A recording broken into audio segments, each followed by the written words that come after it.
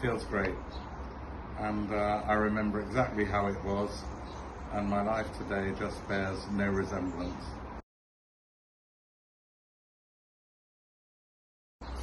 I'm always in touch with the best piece of advice I got given, which was the last words I was told by my counsellor in Weston-super-Mare at my rehab. Bye-bye, Howard. Good luck. You've earned the right to be with your children, and never again leave yourself unattended. And the reason that was such great advice was that I had opted out of life. I had lived the last years completely solitary with my drugs, and I lost all connection with the human race. I connected in rehab, and I've connected ever since.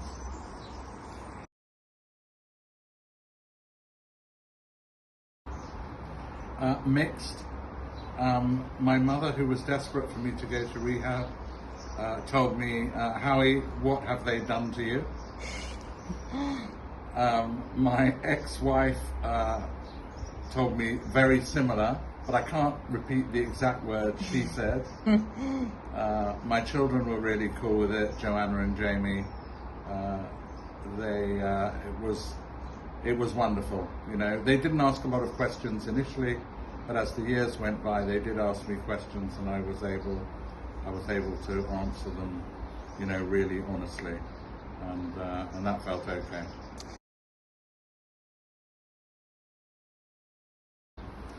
Yes, especially the pretty girls I had, who taught me to cook. I'd never been into a supermarket. I was age 42. I'd never been into a supermarket in my life. I think I could do toast, but yes, there were a lot of pretty girls I kept in touch with. They taught me to cook. We went to meetings together.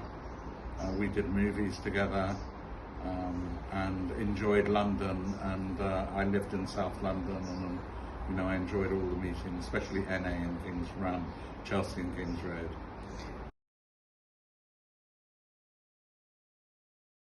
So I have 4, 2 of whom I know, and 1 who I don't, 2 I don't know.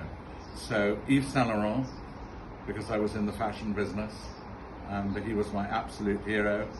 Unfortunately, my designing didn't come anywhere near his, but I used to copy some of his designs, and as if I wasn't obsessed enough with him, when he started putting blue and black together in the 60s, well, I was smitten, and I've been a fan ever since. Muhammad Ali, for his talents, for his wisdom,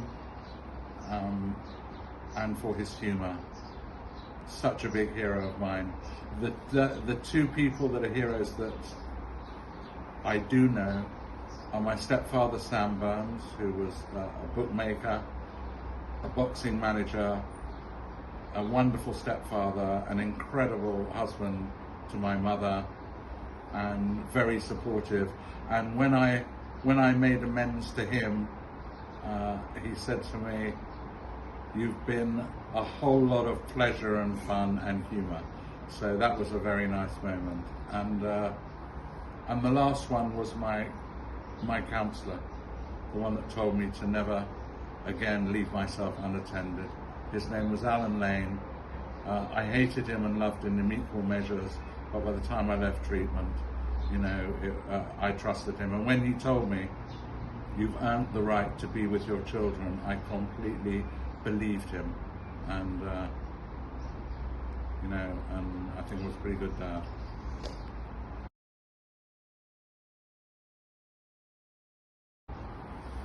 I would just say to them, whatever their situation is, married, unmarried, children, jobs, whatever situation they're in, and mine was pretty desperate.